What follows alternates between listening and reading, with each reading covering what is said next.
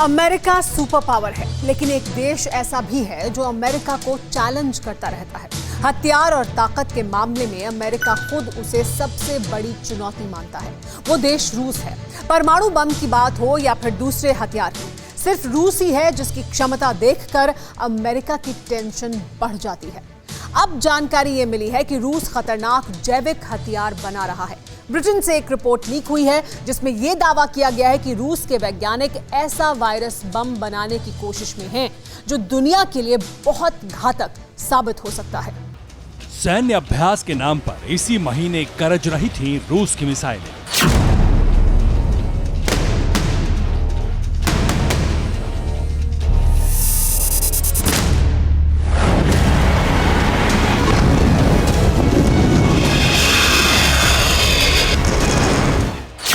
चंद दिन बीते हैं जब पुतिन के शक्ति प्रदर्शन से रूस के दुश्मन कांप गए।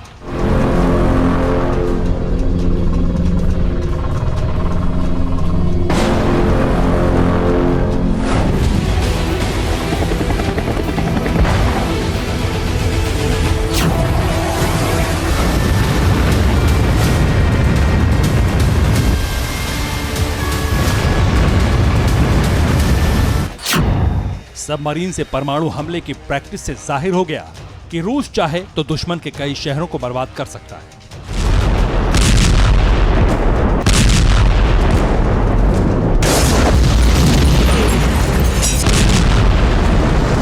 पुतिन ने दुनिया को दिखाया कि कैसे सिर्फ एक बटन दबाकर वो ताकतवर देशों को भी तबाह करने की ताकत रखते हैं। लेकिन इन सब से अलग अब रूस के बारे में जो रिपोर्ट आई है उसने पूरी दुनिया को दहशत से भर दिया है।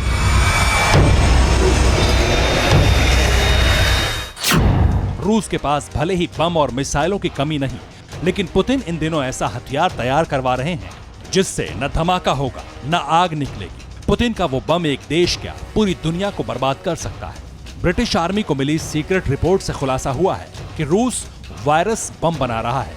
रूस की प्रयोगशालाओं में इन दिनों सिर्फ कोरोना की वैक्सीन तैयार नहीं हो रही, बल्कि कुछ वायरस को भी जमा किया जा रहा है। ब्रिटेन के आर्मी एक्सपर्ट्स ने चेतावनी जारी की है।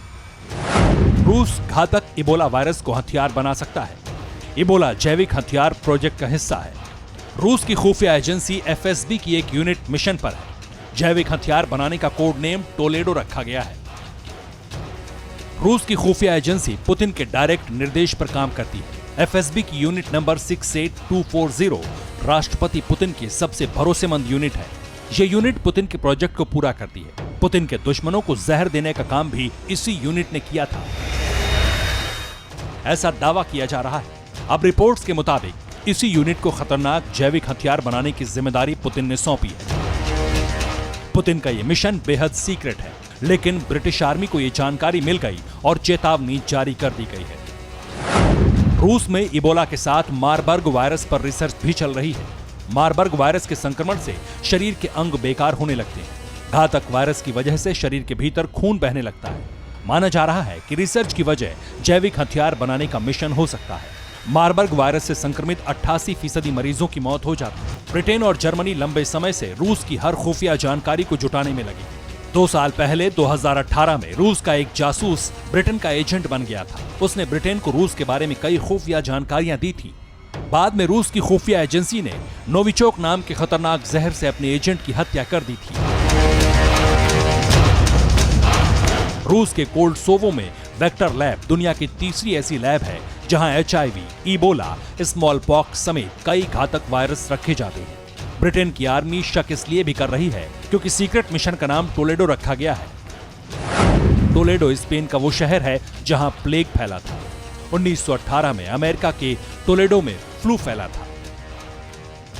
इस कोड नेम से इशारा मिल रहा है कि रूस जैविक हथियारों पर काम कर रहा है, लेकिन रूस ने आरोपों को कबूल कभी नहीं किया। माना जा रहा है कि पुतिन सीक्रेट तरीके से रूस में रासायनिक और जैविक हथियारों पर काम करवा रहे हैं ताकि भविष्य में दुश्मन से डायरेक्ट जंग लड़ने की जगह उसे वायरस या रासायनिक हमले से हराया जा सके।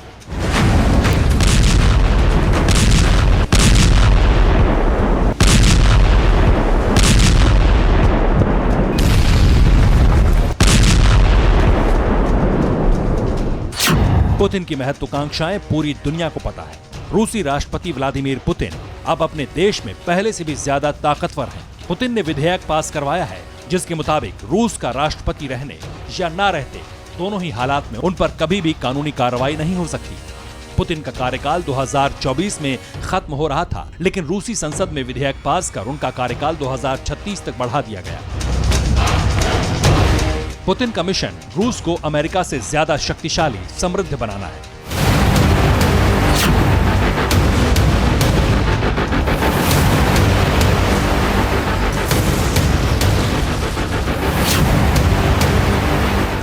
यही वजह है कि पुतिन हथियारों का जखीरा जुटाने के बाद अब जैविक हथियारों पर जोर दे रहे हैं। माना जा रहा है कि कोरोना वायरस के कहर को देखने के बाद पुतिन ये समझ चुके हैं कि बम बारूद से जो काम नहीं हो सकता वो एक जैविक हथियार कर सकता है।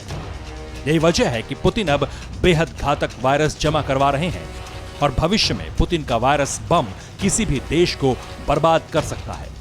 Bureau report, TV9 Bharatvarsh. फिक्र आपकी, सोमवार से शुक्रवार रात 9 बजे सिर्फ TV9 भारतवर्ष पर।